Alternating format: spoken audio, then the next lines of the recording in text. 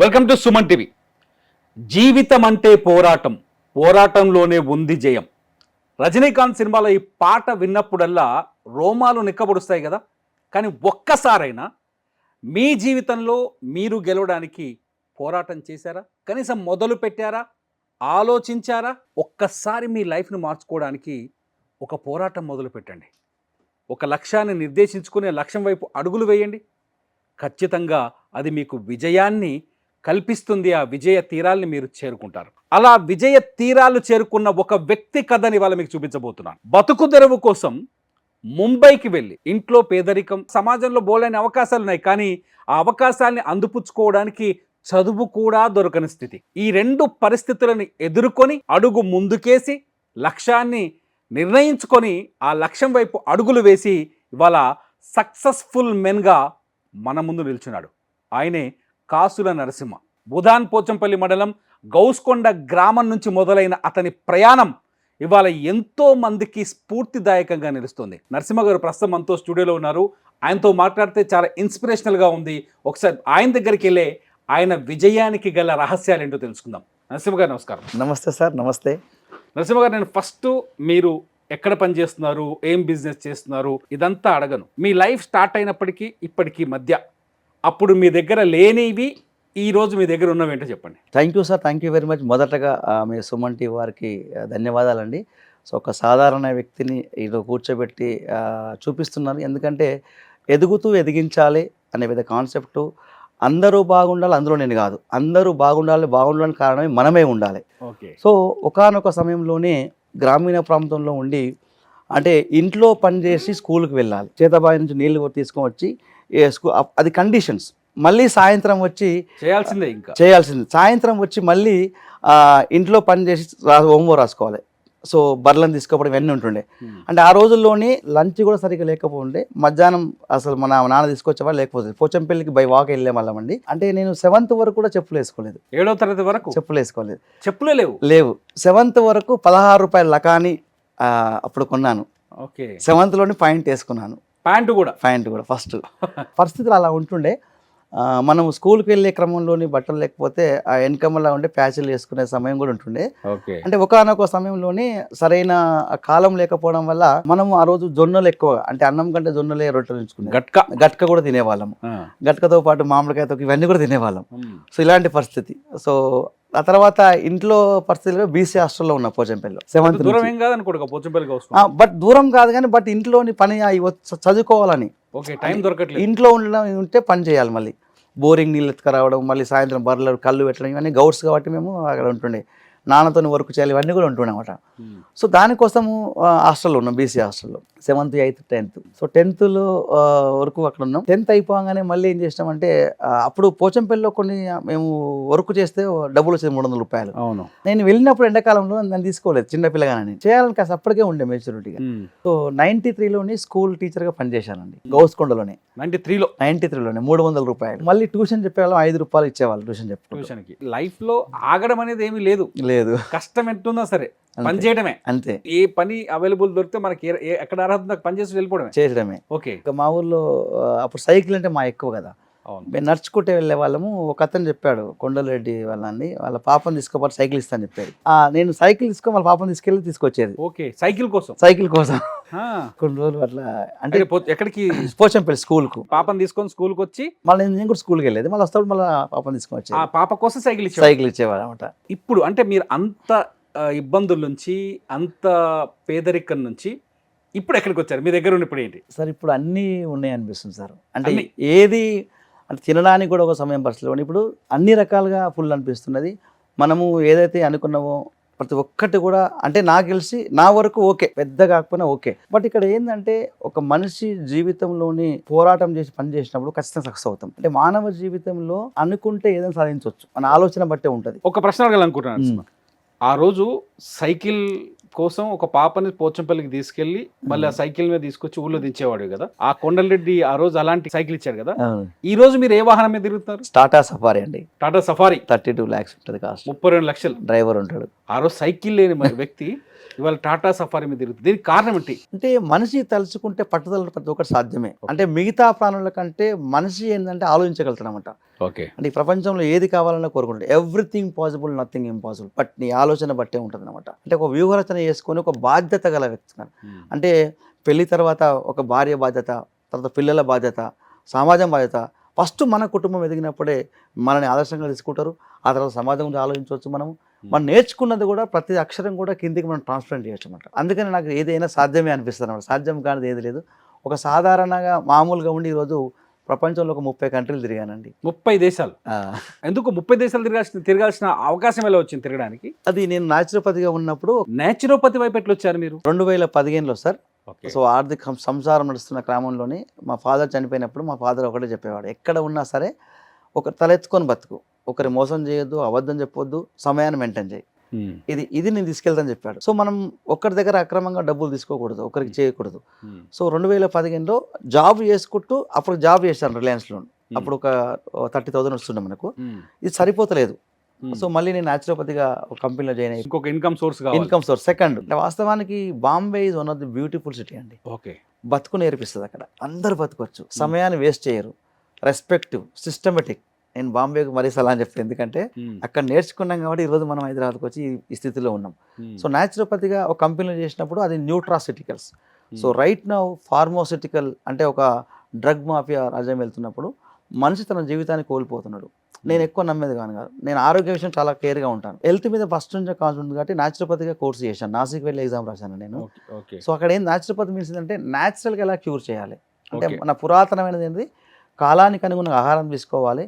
అంటే పీల్చే గాలి, త్రాగే నీరు, ఆహారం ఉంటే ఏది కాదు. బట్ మారుతున్న కాలం ఇవన్నీ మారినాయి కాబట్టి ఎలా ప్రికాషన్ తీసుకోవాలన్నప్పుడు న్యూట్రాసిటికల్స్ అనే ఒక కంపెనీ ఉన్నది. ప్రపంచవ్యాప్తంగా ఆయుర్వేదం పరిచయం చేసిన వ్యక్తి డాక్టర్ మొహమ్మద్ మజీద్ కేరళ. అతను ఇండియాకి వచ్చినప్పుడు దాంట్లో నేను అయ్యానండి.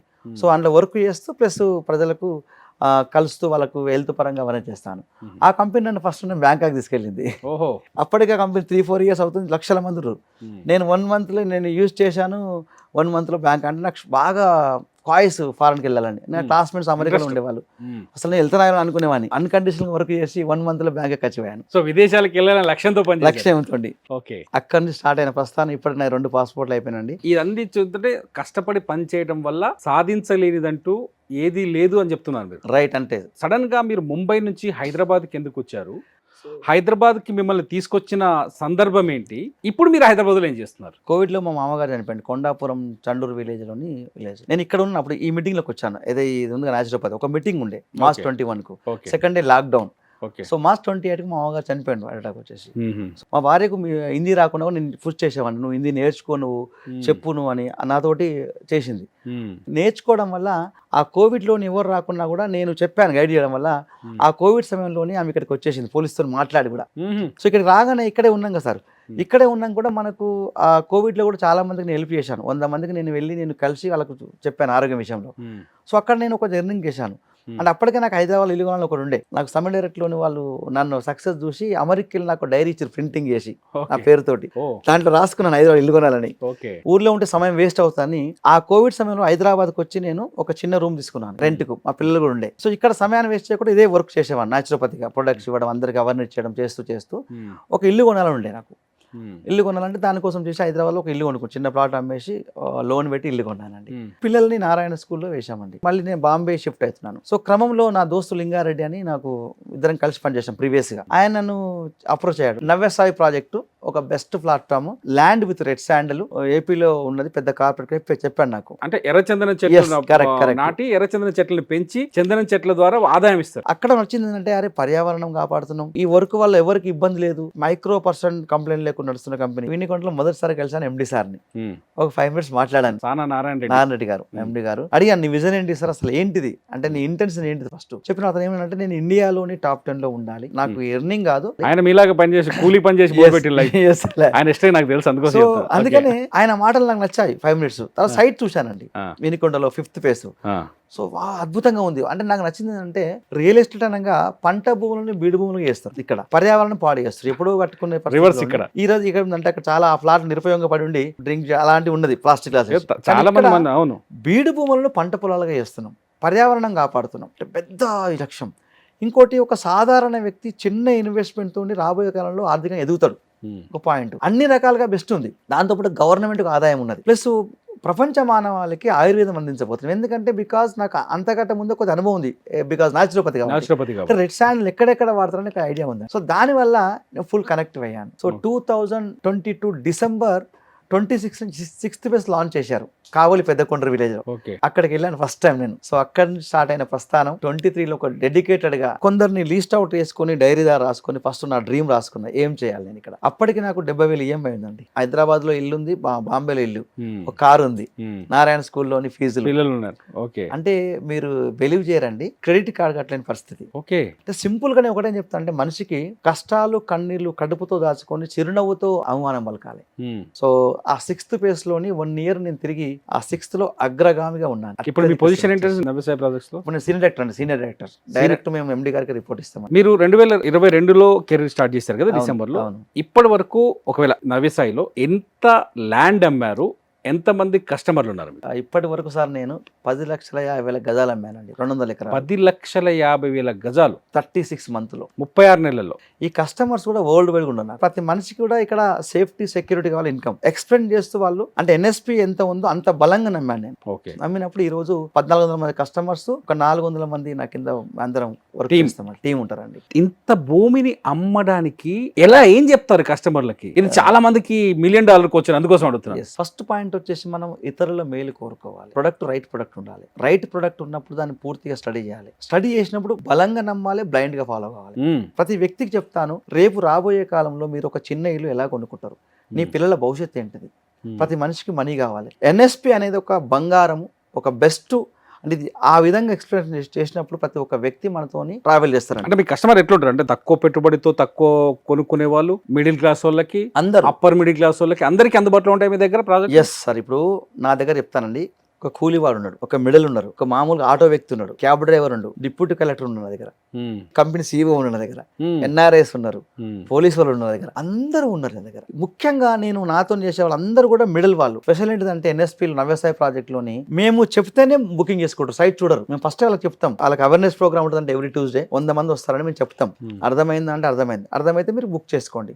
సైట్ తీసుకెళ్తామని నచ్చకపోతే మీ అమౌంట్ మీకు ఇచ్చేస్తామని చెప్తాం. ఇప్పటి వరకు నేను సైట్ తీసుకెళ్లిన కస్టమర్ ఎవరు కూడా ఫెయిల్ కాలేదండి. అందరు హ్యాపీగా డబల్ తో ఉన్నారండి. ఒక 400 మంది టీము, 200 ఎకరాల వరకు భూమి అమ్మారు, 10 లక్షల స్క్వేర్ ఫీట్స్ వరకు ల్యాండ్ అమ్మారు. మీ దగ్గర పనిచేసిన వాళ్ళు, అంటే మీరు ఆటో డ్రైవర్ ఉన్నారు, నా దగ్గర డిప్యూటీ కలెక్టర్ ఉన్నారు, కూలీ వ్యక్తి ఉన్నారని చెప్తున్నారు కదా, మీతో కలిసి పనిచేసిన వాళ్ళు మంచి ఎకనామికల్ పొజిషన్ లో ఉన్న వాళ్ళు ఎవరు, ఎంతమంది ఉంటారు? 100 మంది ఎబో ఉంటారు. మా కింద ఇప్పటికీ 3 నా పొజిషన్ వచ్చేసి సీనియర్ డైరెక్టర్స్. తొల్లు శ్రీనివాస్ అనే వ్యక్తి పోచంపల్లి, అతను మామూలు కిందికి వెళ్ళి వచ్చి ఈ రోజు దాదాపైన ఒక 70 lakhs ఎర్నింగ్ చేసిండు. అతనితో పాటు 3 అయ్యారు ఇప్పుడు నా పొజిషన్ లో. మాది ఒక టీం పేరు విజనరీ క్రాంతి టీం. 100 కోట్లు, 100 ఎకరాలు, 100 మంది టీం నిర్మాణం చేయడం. ఈ 100 మంది నేను లీడర్ చేయాలి, మళ్ళీ ఆ 100 మంది 10,000 మంది, అంటే ఒక మంచి నవ సమాజం నిర్మాణం చేయొచ్చు. నరసింహ గారు, మీరు ఒక రికార్డు సృష్టించారంటే ఒకేసారి 100కు పైగా ప్లాట్లు అమ్మారు. దానికి అదే 110 ప్లాట్లు అమ్మామండి. NSPలోని లాంచింగ్ బిఫోర్ 580 ప్లాట్స్ అమ్మితే దాంట్లో 110 ప్లాట్లు నేనే అమ్మాను ఒకే రోజు. NSP ఒక రికార్డు సృష్టించింది. అంటే లాంచింగ్ కంటే ముందే 200 ఎకరాలు అమ్మడం ఒక్కైతే అయితే దాంట్లో 110 ప్లాట్లు అమ్మడం. నేను ప్రతి ప్రాజెక్టులో అగ్రగామిగా ఉంటాము. నవ్యసాయి ప్రాజెక్ట్స్ పైన ప్రజలకు కానీ కస్టమర్లకు కానీ ఇంత నమ్మకం ఏర్పడడానికి కారణం ఏంటి? గత 7 ఏళ్లుగా రన్ అవుతున్న కంపెనీ. స్టార్టింగ్ లోని 50 acres అమ్మడానికి 2 ఏళ్ళు పట్టింది కంపెనీ. స్మగ్లింగ్ అనే ఒక భయం ఉండే, ఒక ఫియర్. అవును, అంతే కదా, శబ్దం అదే కదా. సో మన MD గారు ఎక్కడో మారుమూల గ్రామంలో జన్మించి ఆయన వ్యాపార రీత్యా మచిలీపట్నంకి వచ్చి అక్కడి నుంచి స్టార్ట్ చేసి, సో అక్కడ 2 ఏళ్ళు పడితే phase 5కి వచ్చేసరికి 410 acres అమ్మాడు. సో తర్వాతకి వచ్చేసరికి 2 గంటల్లోనే మార్కాపురంలోనే 93 acres 2 గంటలు అమ్మాడు. కేవలం 2 గంటల్లోనే తనకు తానుగా రికార్డు. ఆ ట్రాన్స్పరెన్సీ, ఆ క్రెడిబిలిటీ, ఒక సాధారణ వ్యక్తికి భరోసా. సో ప్రభుత్వానికి ఆదాయం వస్తుంది, బీడు భూములను పంట పొలాలు చేస్తున్నాం. ఒక red sandal is high valuable product in world wide. ఒక వస్తువుని ప్రపంచం మొత్తం వాడతారు, అది వచ్చేది ఇక్కడే ఏపీలోనే. ఆ వస్తువుని దాని ప్రాపర్ గా పంట పొలాల్లో పండించి తానే మెయింటైన్ చేసి ఒక సాధారణ వ్యక్తి పెట్రోల్ పెడితే మళ్ళీ మెయింటైన్ చేసి అమ్మించి బాధ్యత ఎన్ఎస్పి నవ్యసాయ ప్రాజెక్టు. మీ దగ్గరకు ఒక కస్టమర్ వస్తే ఏమేమి ఇస్తారు కస్టమర్కి మీరు? సార్ ఫస్ట్ పాయింట్, ఇక్కడ భూమి మీద పెట్టిన వాళ్ళు ఎవరు కూడా నష్టపోలేదు. నేను భూమి ఇస్తాను, ఇక్కడ భూమితో పాటు ఎర్రచందనం. సో నవ్యసాయ ప్రాజెక్టు ఫస్ట్ ల్యాండ్ ఉంటుంది. ఇక్కడ ల్యాండ్ కొనే ముందు సాయిల్ టెస్ట్ రిపోర్టు, ఇది అనుకూలమా కాదా, బికాజ్ రెడ్ శాండిల్ రావాలంటే 16 టైప్ ఆఫ్ మినరల్స్ కావాలి. ఓకే, ఆ ప్రాంతంలో వచ్చినా కానీ దాన్ని ఫస్ట్ సాయిల్ టెస్ట్ రిపోర్ట్ తీసుకుంటాం. రిపోర్ట్ అండ్ వాటర్ ఈ రెండు చూసుకొని ల్యాండ్ కొంటుంది కంపెనీ మొత్తం ఎన్ఎస్పి మీద. కొని దాన్ని డెవలప్మెంట్ చేస్తాం. ఫస్ట్ చుట్టుముట్టు డైమండ్ ఫినిషింగ్ 9 ఫీట్ల గ్రానైట్తో చేసి రోడ్లు కటింగ్ చేస్తామండి. లైక్ టు డిటీసీ ఫ్లేవర్ లెక్క ఉంటుంది కనుక ప్లాంటేషన్ చేస్తాం, drip irrigation and tone number అద్దులు ఫుల్ డెవలప్మెంట్తో కస్టమర్కి ఇస్తాం. 795 గజం. అతనికి ఇంకోటి ఎమ్మడే స్పాట్ రిజిస్ట్రేషన్ అండి, spot payment, spot, no EMI, no loans. 4 డాక్యుమెంట్లు ఇస్తామండి ఇక్కడ. సేల్ డీడీ, పట్టాదార్ passbook, link with legal opinion, MOU. 12 ఏళ్ళ వరకు నేను పెంచి పెద్ద అమ్మించే బాధ్యత కూడా నాదే అని, ఇది కూడా రిజిస్టర్డ్ కాపే. ఓకే, నీకు వద్దు అనుకుంటే మళ్ళీ కంపెనీ అమ్మిస్తుంది, రీసేల్ పాలసీ. ఒక సాధారణ వ్యక్తి ఈ రోజుల్లో ఆర్థికంగా ఎదగాలంటే ప్రపంచంలో ఎక్కడ కూడా లేదు, ఇది ఒక్కటే మార్గం. బికాస్ రెడ్ శాండల్ భూమి ఎవరైనా ఇస్తారు, బట్ ఎర్రచందనం ఎవరు ఇవ్వలేరండి. ఎర్రచందనం డైమండ్ బంగారం కంటే విలువైంది. నేను ఒకటే చెప్తా మీకు, రాబోయే కాలంలో ఇది ఎవరి దగ్గర ఉంటే వాళ్ళే కోటీశ్వరుడు. రెడ్ శాండిల్ ఎవరి దగ్గర? Yes, because is multipurpose uses. Ayurveda, pharma, cosmetical, Viagra, tea, chronic disease కూడా క్యూర్ చేస్తుంది. సో అందుకే రైట్ నౌ సెంట్రల్ గవర్నమెంట్ తన బడ్జెట్ లోని 6,000 కోట్లు కేటాయించింది. స్టేట్ తోని కోఆర్డినేషన్ అవుతుంది. మీ దగ్గర ఒక మామూలు ఆటో డ్రైవర్ అనుకో, నెలకి ఆయనకి రోజుకి ఎంత 1000 రూపాయలు 2000 సంపాదిస్తాడు. అటువంటి వ్యక్తి మీ దగ్గర భూమి కొనాలంటే ఉన్న ప్రాజెక్ట్ ఏంటి? ఈ రోజు హైదరాబాద్ లో 80% పీపుల్ భూమి కొనలేని పరిస్థితి. ఈ 80% పీపుల్ ఒక అవకాశం కల్పిస్తున్నాం మేము. ఎందుకంటే 8.5 lakhs అండి. ఇంకోటి కూడా చిన్నగా ఉంటుంది, ఒకటి 4,75,000 కొనుక్కోవచ్చు, 532 గజాలు. ఇక్కడ నుంచి స్టార్ట్ అయ్యి మామూలు వ్యక్తి దగ్గర ఈరోజు 10 lakhs ఈజీగా ఉన్నాయండి. ఇంకా నా దగ్గర ఉన్న వాళ్ళందరూ మామూలు వ్యక్తులే, కొందరు మాత్రమే ఉంటారండి. నవ్యసాయ ప్రాజెక్ట్ లో పెట్టుబడి పెట్టే వాళ్లకు మీరేం చెప్తారు? నేను 2.5 acres కొనుక్కున్నాను. ఎందుకు కొనుక్కున్నానంటే, నేను అదే ఇన్వెస్ట్మెంట్ ఇక్కడ తెలంగాణలో పెడితే నాకు ఏమీ రాదు. అలానే కొనుక్కున్నా, మా ఊర్లో కొనుక్కున్నాను, నాకు వచ్చేది 15,000 సంవత్సరానికి. బట్ నవ్యసాయ ప్రాజెక్టులోని 2.5 acres ఎందుకు కొన్నానంటే, నా ప్రాపర్టీ నాకుండగానే నాకు వచ్చే ఇన్కమ్ దాదాపు గ్యారంటీ చెప్తాను సార్, 12 కోట్లు వస్తుంది గ్యారంటీగా. అంటే మామూలు ఓపెన్ ప్లాట్ల మీద పెట్టి పెట్టుబడి కంటే అది బెటర్ అంటారా? 100%. ల్యాండ్ ఒక బోనస్, కానీ మెయిన్ ఫోకస్ ఎర్రచందనమే. సో అందుకని ఇది ఒక మంచి అవకాశం మనకు. నవ్యసాయ ప్రాజెక్ట్ ఉన్నప్పుడు మాత్రం యూజ్ చేసుకోండి, మీకోసం వెయిట్ చేయదు. ఒకప్పుడు మేము 2 ఏళ్ళు పట్టింది, కానీ ఈరోజు లాంచింగ్ బిఫోరే సోల్డ్ అవుట్. ఈరోజు 21 అడ్వాన్స్ బుకింగ్ అండి, 60% సోల్డ్ అవుట్ అండి. మీ దగ్గరకు వచ్చే వాళ్ళు మీలాగే, అంటే మీ ఇంటర్వ్యూ మొదలైనప్పుడు అనిపించింది కదా, ఒక పట్టుదలతో ముందుకు వచ్చిన వాళ్ళు. చూద్దాం నవ్యసాయిలో పెట్టుబడులు పెట్టే వాళ్ళ లైఫ్ కూడా ఎలా ఉండబోతుంది. Thank you very much Narasimha గారు. ఎందుకంటే మీ ఇంటర్వ్యూలో నాకు స్పష్టంగా నచ్చింది ఏంటంటే ఇన్స్పిరేషన్. ఫస్ట్ మీ లైఫ్ ఎక్కడో స్టార్ట్ అయింది, కష్టాలన్నీ ఎదుర్కొంటూ వచ్చి స్ట్రాంగ్ లైన్ పట్టుకున్న తర్వాత నమ్మకంగా ముందుకెళ్తుంది. మీ మాటలు చాలా మందికి మంచి లైఫ్ ఇవ్వాలని ఆశిస్తున్నాను. Thank you so much.